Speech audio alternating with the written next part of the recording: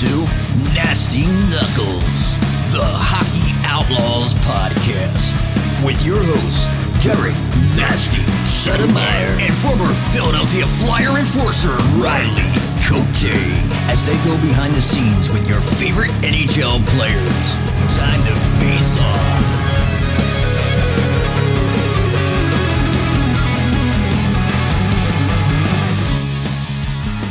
All right, welcome back. What's happening, Nasty? Happy birthday, Rig Aurelia. Oh, thank you. Oh, Cuddles. You remember. I did remember. I remembered this morning when I was dropping my car off, too.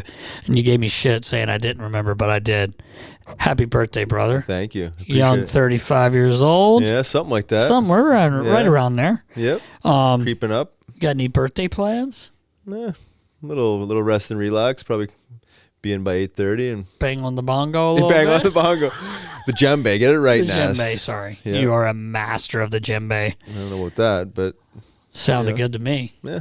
Especially if some I got fun. a little mush. Oh yeah. Probably That sound a little definitely better. enhances the music. I enjoyed it. Well, I appreciate it. I just enjoyed the serious look on your face while you were doing I'm it. concentrated now. I know. You might not know anything about that. I but, do not. Well, we'll practice it sometime. It's okay. Get you settled I'll in just here. watch you. All right. All right. Well, you're not going to learn much by watching me. We need to get you focused. I need to be more focused. But happened. Chuck Fletcher relieved of his duties. I think it was. I think they waited a little bit too long. Yeah. You know, I hate to see someone lose their job, obviously, but I don't think he did one thing to keep his job, to be honest. And I'm not trying to be an asshole, but like just nothing was working. No. Your thoughts? Yeah, well, I think it was, a long time coming. We talked about, does he still have a job by Christmas? And, he did. And I think there was several things, that accumulated over time. And then the trade deadline being the straw that breaks the camel's back. I think it was inevitable. The fans and the city deserve better. And it's tough business, right? Any sporting organization and league, it's tough business to be in, and you got a lot of pressure, and you had some adversity with injuries the last few years. But at the end of the day, it's about wins and losses, and then you got to move on if you're not getting that. So it's no one likes to see anybody losing their job, but it's part of the game, and it's the nature of the beast. And here we are. Danny B steps in, and he obviously has got a lot of work to do. It's not going to be an easy fix, but as far as bringing in a guy that the community, the city, that is a Flyer, he's been working quietly for however many years under Homer, and doing the general manager of Maine Mariners, player development. He's kind of done it all, so he's learned all aspects of the business. I think he's a great fit. I think he'll stick around as a GM. I do too. I hope. I like Danny, and I really like that move, and not just because it's Danny, he's our buddy and all that, but sometimes people get put into a spot without paying their dues. Exactly. He's been paying his dues. Absolutely. He's been doing a lot of work, like you said, behind the scenes almost, running a franchise there in Maine, did a great job with that. He knows the game. Yeah. As a player, he went to the dirty areas to score those goals. Yeah, gritty guy. Not a very big guy, obviously. But played bigger, played like a power forward, even though, he's 5'10", if he's that.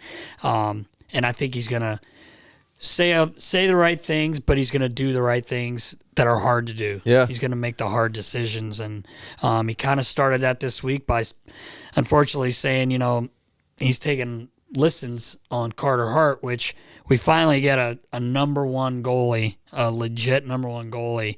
And you're in a position now that Chuck kind of put the team in where you might have to get rid of him. Yeah. And it's a shame if it happens. Who knows what will happen? But he's got his work cut out for him, and I think he's the man for the job. I think so too. In that position, it requires making some bold moves, right? Hard, just like you said, hard decisions. It's always risk versus reward, and you never really know at the end of the day what you're getting sometimes, what you're drafting sometimes. But I feel like he's got that boldness, for sure. He's got that grittiness, and it's going to take that to really kind of steer the ship in the right direction, because as we've seen the last few years, it's definitely veered off, and Yes. some things out of their control. But now you're in a position of a true rebuild, which it's kind of should have been and kind of what has been, without being totally said. Right. But here we are. You say a new face of the franchise. Yeah. Again, I think everyone connects with Danny. Yeah. He Hard to find someone that doesn't like what Danny was as a Flyer. Yeah, exactly. Who he but, is as a But at the end of the person. day, it's a pretty significant job in the sense it's not how good of a person he is. It's like, can you Right. get Can you this get it thing done? back on the tracks and get this thing steered in the right direction. So He was time will left- tell. He was left with a lot to do, and as Al said, also, like the track record, just unfortunately hasn't been there at all for Chuck, and he couldn't do this rebuild. No. Like, let's be honest, and I think they finally, listened to the fans a little bit, and just kind of the writing was on the wall, like you and Al said, that JVR thing. Yeah. We don't need to get all back into that, but that was probably the straw, which I think it should have been before that. Yeah. But either way, Yeah. you don't like to see a guy lose a job, but this is good, and I think Danny's the guy for the job, so I'm excited for him. Yeah, I am too. And I don't think this is the end of the movement in the front office. I think Right. you're going to see some stuff happen at the end of the year, as most people expect. Yeah, you would want Shuffling, Danny to bring his own guys in. We're hearing a few names floating around. Yeah. Chris Pronger, Eddie Olchuk, Sprinklin, Big E. Yeah. There's probably a couple others in there, but definitely gonna need a Robert strong. Esch as well. Robert Esch. Robert Esch, who's paid his dues also, right? Yes. I mean, quietly up in Utica. But he's definitely gonna have to have that surrounding cast to kind of like help steer this thing, because it's not an easy fix, and it's certainly not a one man job. I mean, there's a lot of hats you got to wear as a GM, and I think just retooling the front office is necessary. Right. Certainly hasn't worked the last few years. So It has not. So hopefully things are on the rise. Yeah. Which I think they are. Yeah, I think so too. Starting with the draft, you gotta nail these drafts, and maybe there's a hope in hell that Yeah, right. the sweepstakes works the Flyers' way. Yep. But outside of that, you still have to nail your picks, right? You Starting have with to. that, if you have a few of those that flop, I mean, you're kind of behind the 8 ball again. Yeah, hopefully So- at least get in the top 5 if possible. Maybe that number 1. You never know. You never know. You never know. So what else we got going on? We got gears? Coots is trying to get back to Yeah. play a couple games. I had talked to him a few weeks ago when I was one of the games, and but he skated with the team the other day, morning skate. I kind of get, you would probably know this better than me, but as a player, like if he doesn't play this year, he wants to get a couple games in just to feel good about himself and his back, I guess. Like if he doesn't, it's almost 2 years since he played a National Hockey League game. Yeah. You know what? It's one of those things that, playing devil's advocate, it's almost like at this point, what is the point? You know what I mean? Why not just let it settle fully, and you know what I mean? But I understand the other side of it. It's competitive competitive aspect. nature of it, and just getting back out there and working through the cobwebs of coming back from such an extended injury. So, yeah, obviously it's up to him and the medical staff there. Obviously, in my opinion, don't matter, but it's just like you're not in playoff contention. It's Right. like you're down to the last 5 weeks of the season, like. But I do understand, like getting the wheels underneath them, getting back out there, feeling that, and then maybe carrying that energy and that confidence into the off season. And then hopefully Probably coming a back. lot more positive thinking if you do get a few games Yeah, I in think and so. everything's good. It's Yeah. all right. Yeah. I'm training. I'm going to be good for the upcoming Yeah. year, which you need. But it's funny, we're talking about this rebuild. Like, is there anyone it stops with or is there anyone It's safe. that's safe? Because you do have some players here, obviously, that are so important. Yeah. We don't want to see Scotty Lawton move, but if we're totally rebuilding, what do you do with these players that are That have some value. They have some value, and if Coots can get back healthy, like he's got some good years left in him if he can be healthy. Totally. Well, I don't think anybody's safe in these types of situations, right? Yeah. I mean, I think everything is for sale if the price is right. Right. I think that's the way I'm sure Danny's going into this, right? It's like if there's something that makes sense, like let's hear it. you know, and let's explore it. So I don't know. Like, again, I'm not sure what it all looks like, and you know, that's the way above my pay grade is understanding, you know, some of these contracts. I don't think so. But can you not handle the cap? Probably not. No. Okay. Have you seen my math skills? I've seen your writing skills. Yeah, it's in the same league, so yeah, it's not very good. Okay. But yeah, managing that and just I think yeah, we'll see where it goes. But I don't think there's anybody safe, really. Yeah. You know, it's like if you're in a rebuild, like you know, obviously you got some core pieces. You can't move everybody, but obviously, but like, you know, you basically choose your foundation, your core guys that are already existing within the organization, and then you build around them, or you move them if they're not part of that core group. So time will tell. How much does it change if you somehow luck out and get Bedard?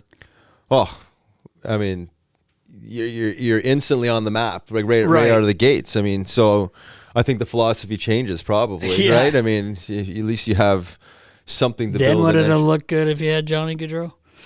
Probably. That's way out of it. That wouldn't have happened anyway. But I'm just saying, if you do somehow get him, then well, this rebuild accelerates. It accelerates, tenfold for sure. Because then you're building a franchise around this guy, and, right? You know, but as you know, I say wishful thinking. Anything's possible. You never know. They got a lot of games left, and they're hovering fairly low, and they don't want to lose. But you know, at this point, no one's going to try to lose. No one's trying to lose. Let's just be honest. We know but that. It is harder and harder every game that goes by to get up mentally for these games. Yes. You knowing how depleted you are, and just the nature of the season and your status in it. So we will see. We will see. Time will only tell on all these things we're talking about here. So yep.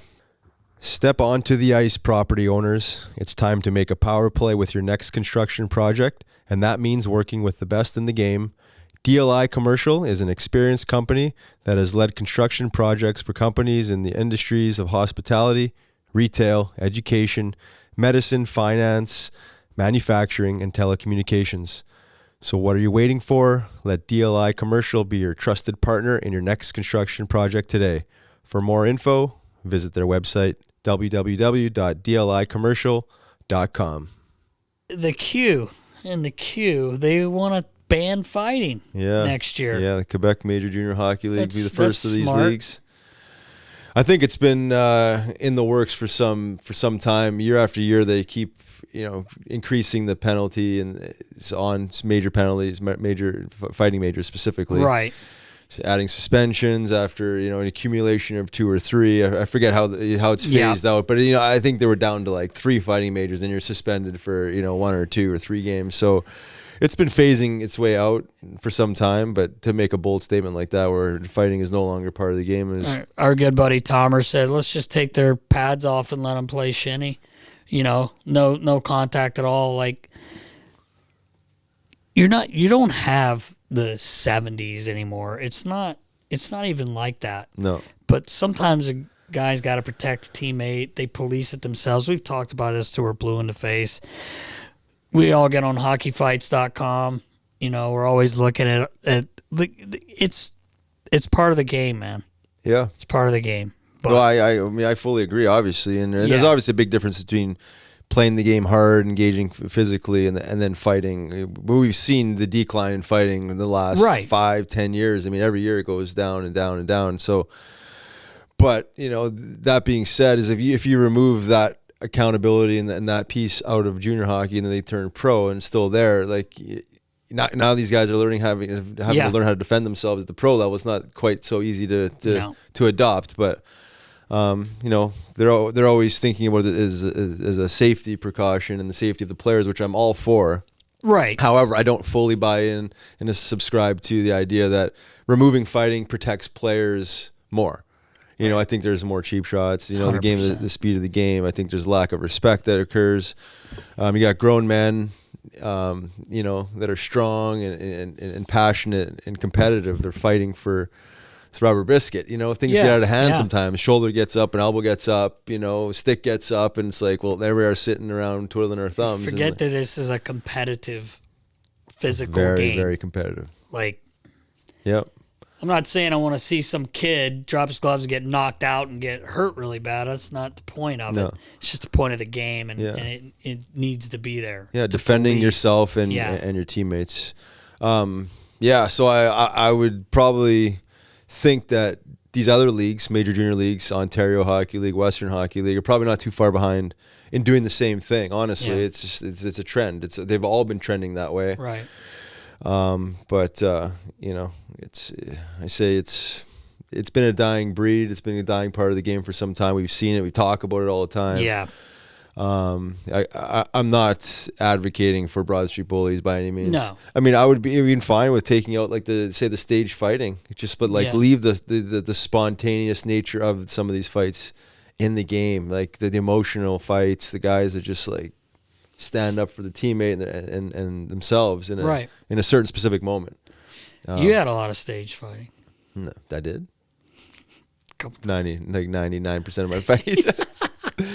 Yeah, but they were good. Yeah, they were all good. A lot of fun, but I don't expect it ever to go back that way, obviously. No, because all these guys can play, yeah. but like we're talking about, there's series of puck battles and things that happened throughout the game that that cross the line sometimes, and all of a sudden, if you're just always putting everything into the ref's hands as far as managing the game, it doesn't always work out so well. Guys get frustrated, coaches get frustrated, shit hits the fan, and you were seeing full on brawls, line brawls, and goalie fights, and all that stuff, how that goes. So it'll be interesting how the experiment goes. Yeah, exactly. Well, speaking of goalie fights, Binnington's just trying. Can't help himself. He just can't help himself. And little melee last night with the Minnesota Wild and St. Louis Blues, but I think he forgot he gave 5 goals up. Yeah. Because he's waving to the crowd. He didn't really get in a fight. Not sure he wanted to. I wish they would have, because I want to see how tough this guy is. I want to see it too. Because he seems to really be tough. But Chiefs just got to be pulling what hair he's got left out. Yeah. Because he's, how many times has he told this guy, I don't know what happened last night, but he has a hearing today, right? I believe so. Or something like that. For what, though? Because he started a scrum? Yeah. I guess just his antics. I don't know if it's an accumulation of antics. A little out of control. A little bit, maybe? Understandably so, right? It's downward spiral as a team. Yeah, for sure. Losing games, frustration. He did get hit, but obviously on that play. Hartman accidentally, purposely kind of bumped him a little bit. Because he had been chirping with their bench, too. Yeah. So, which he does a lot. Speaking of the Blues, congratulations to Craig Berube. 1,000 game played, 500 games coached. Yeah, it's amazing. And he had another man on the bench with him as an assistant. Craig McTavish has done the same. It's pretty incredible. Yeah. So congrats, Chief. Yeah. You're the man. He is the man. He is the man. Hopefully they can have find some success here moving forward. It's a tough situation, Yeah, they're a rebuild too. Yeah, I mean, they were big time sellers, and they actually were able to sell some players. Yeah, they did. So yeah. What else you got, Nast? That's about it, man. Any snipes recently? Me? Nope. Yeah, no. I didn't play last week. I was under the weather. I had a legit reason. I wasn't Cuddles. Oh. I wasn't Cuddles Cote. You weren't just soft? No, I was not. I was sick. Oh. Like real sick. Okay, well, I hope you're better. Boys showed up. We're still undefeated right now. Are you going to be there Sunday? I am. Our boy Lupo's in town. So you decide, come put on a show. Lupo's in town. Come put a little showsy on. Not a big deal.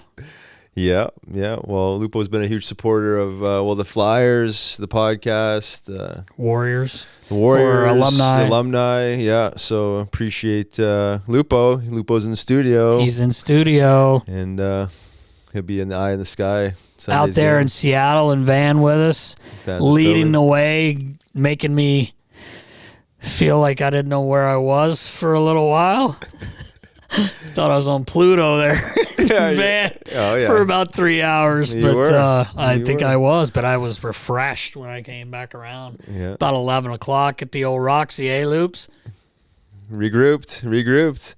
He also rocks the Toby. Yes, he does. Rocks the Toby, the Diamond Air technology. Yeah. Just burying biscuits in his men's league. Yeah. He brought his bag, and we're going to be playing tomorrow. Nice. You guys going for a skate? A little pickup, yeah. Oh, all right. Yeah, Debo in net. Debo in net. Got to get the rust off for Sunday's game. I haven't skated in over a month, so.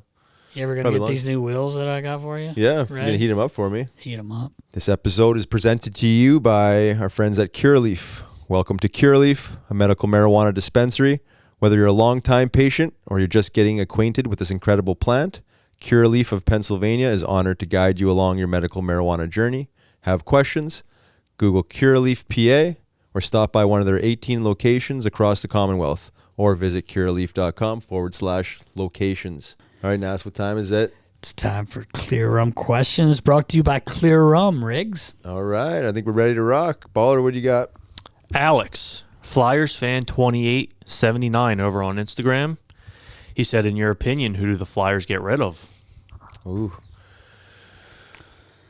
Well, I mean, we talked about this in the pre. I mean, I don't think anybody is safe. I'm not sure, right out of the gate, who you're attempting to move might not be as easy as you want it to be, Yeah. But, geez, I don't know. What do you think, Nas? I mean, when you're looking at I don't know if you want to say better player, maybe older players, guys like Provy, Carter, just because he's got some length on his contract. Right. Tony's got a year left. Some of these Coots, Atkinson, do you really want to get rid of guys like that? They're kind of leaders in there that can kind of teach, or are you just like, hey, we're getting rid of whatever we can to make the team better, to get younger, get more draft picks?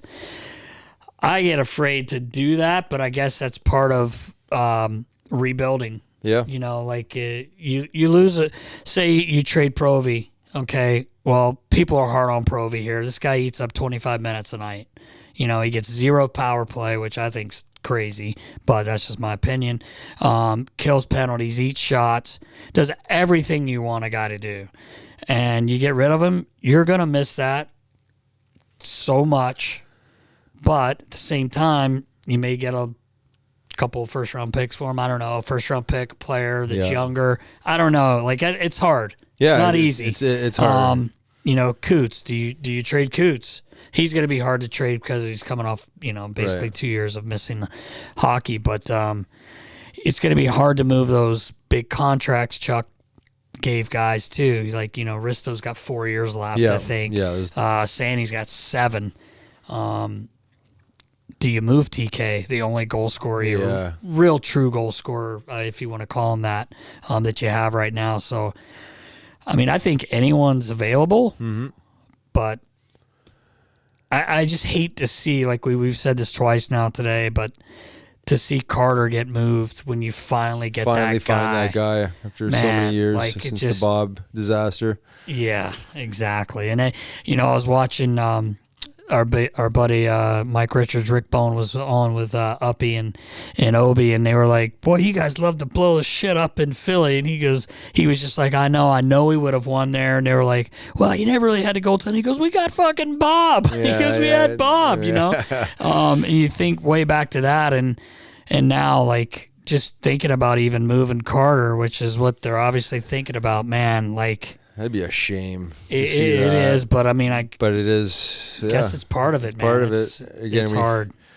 You're essentially starting from scratch here, a new GM, and basically a team that needs to be blown up and rebuilt. So, mentioned in the pre, I think everyone is for sale, right? And no one is safe. It's just a matter of, well, first of all, can you move some of these contracts? Does anybody want them? Right. And it's not that easy, but there might be some offers that come to the table that were totally unexpected that you never even thought of. But I think that's the approach you gotta go into this with, right? I mean, I think Danny's gonna have to get a little creative too. You may have to keep some money. There's been talk I heard the other day about maybe Hazy going to Columbus with the Flyers keeping some money. I hate to see Hazy go. I hate to see anybody go. Yeah. That's the thing, but unfortunately it has to happen. So it will be an interesting summer. Yeah, I think it'll be active. Leedy will be very active, and see what Danny can do. Yeah, I'm looking forward to that. Dennis and Dumont over on Twitter. Thoughts on the importance of a good diet when the NHL Ironman is a guy whose diet consists of hot dogs and Coke? I don't think Phil really likes hot dogs, to be honest with you. Yeah. I think that's kind of a joke, but I'm sure he's had one. Or two. Listen, I can tell you, a guy like Phil, I've worked with him, and I know him well. He's a freak of nature, man. Yeah. The guy's he's like almost like Charles Barkley. I like to always compare him to when Barkley came into the league. He was a little overweight, but he could still jump higher than everyone, out rebound everyone. Phil's got speed. He's got strength. Oh, yeah. We've talked about it 100 times. Shoots the puck. It's a great question, though. It's an amazing question. Because there aren't many guys like Phil. No, he's an anomaly for sure. I think he's like an exception to the rule. I think Jake Voracek a little bit. There's definitely a few guys that have fulfilled those Dustin Buffalo. quarter of 1%ers. My boy Buff. Yeah, Buff. Just a freak of nature. Yeah, there's some guys that just kind of they're freaks and they're able to sustain performance and preserve energy somehow. They're going against all odds. I mean, I think for most guys, diet does help with performance, right? And at least consistency. You can argue around prevention of injury because this is one freak thing away, and I'm not sure diet necessarily. Right. I mean, for some maybe soft tissue injuries, you maybe say you could prevent, but some major stuff, obviously, diet's not going to prevent. But yeah, it's pretty incredible to see someone like that, that really doesn't pour a whole lot into the off ice stuff. I shouldn't say it like that, but maybe more as much as he probably could. And how much success he's had, and as you mentioned, just naturally a freak and built for hockey, and but then the argument was like, well, if he had tapped into this, could he be even better? Right. Well, probably. I'm just not sure, like if that would Or have does it equated to mess up his game. Who knows? There's even this conversation around. More old school players, training in the off seasons. I remember Marty Brodeur, obviously one of the best goaltenders ever play. Never did a whole lot in the off season to train, and then I think one of his last years before he retired, he got a trainer.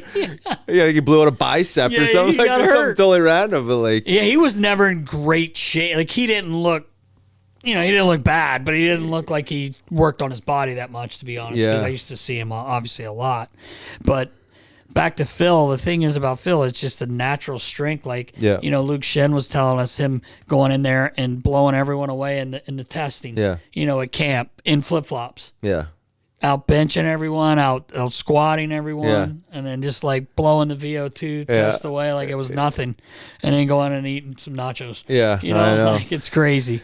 Yeah, it's an anomaly for sure. But I would like to think that just based on what I know of nutrition and performance and recovery and all that good stuff, that it does help. Of course, it does. I mean, there's no question. That's why there's such an emphasis on it, and they have the chefs and all the healthy food, right? I mean, guys are going to eat their shit on their own. They don't need to be supplied it. But yeah, there's very few guys that can kind of fit in that bucket of you're really not taking care of themselves a whole lot, and then performing on such a high level, and not just performing at a high level consistently for that many games straight is incredible, honestly. Yeah, that's actually a great question. Yeah, it really is. Appreciate it. One more from Notorious PIG. Uh-oh. Pac-Man? Yeah, right. Pac? I want to eventually get my son started in ice hockey. He is 2. Do you have any questions or advice on getting started? Yeah, I mean, what I would say is, the Philadelphia Flyers, as well as most of these NHL teams, have a Learn to Play program, which is an amazing opportunity to get ice time at a very affordable rate. Affordable, They outfit the kids from head to toe, and there's 6 ice sessions. So I think it's for $150, so super reasonable for anybody that's wanting to put their kid into hockey, and is not sure, the investment and, and how that all looks. So I would look into those Learn to Play programs, different hockey rinks. Around here, I think there's 16 rinks that participate in with the Flyers. So, and they also do it in ball hockey too. So maybe, getting them out on the street. He's only 2. We just get playing with the ball, right? Yeah. I've seen some kids getting on skates at 2 and 3, you know what I mean? So, just getting the feel for it. I think he's putting a stick in their hand, letting them feel the ball, seeing the hockey IQ, just playing, just having fun, right? Just letting the kid play. And then, as they progress and seem to enjoy it, maybe put them on skates and then put in a more organized version of that. So, but Yeah, for I sure. think like any player that's ever played, they had a hockey stick in their hand at too. Like they were walking around the house and banging balls around and shooting pucks and putting holes in the wall. So Yes. that's got to happen, I think, and it's probably necessary for them to really adopt the love for the game. So, anything else, Nas? Yeah. No, that's it. Yeah. I would say the exact same thing. Yeah. I would. Probably come here, grab a grind or two. Yeah, Get the wheels. definitely come by here for your skate sharpened. Probably get a twig couple or twigs. two. Yeah. Gloves. Head to I'll toe. fit you head to toe, really. Even though they're doing it over there. Yeah, right. For cheaper. Just take that back. Skip that program. Come by Naz's. He'll Just get come you. here. I've got synthetic ice. I'll teach him everything he needs to know. Yeah. One-stop shop. Yes. Well, I appreciate the question. That was a Yeah. good one as well. Thank you, So, guys. well, that's a wrap. Clear questions in the books. That's it. Episode 109 in the books. Down Down the hatch. the hatch, brother. Well, we appreciate you, knuckleheads. Be sure to subscribe, comment, ask questions. Until next week for episode 110. Stay safe. See ya.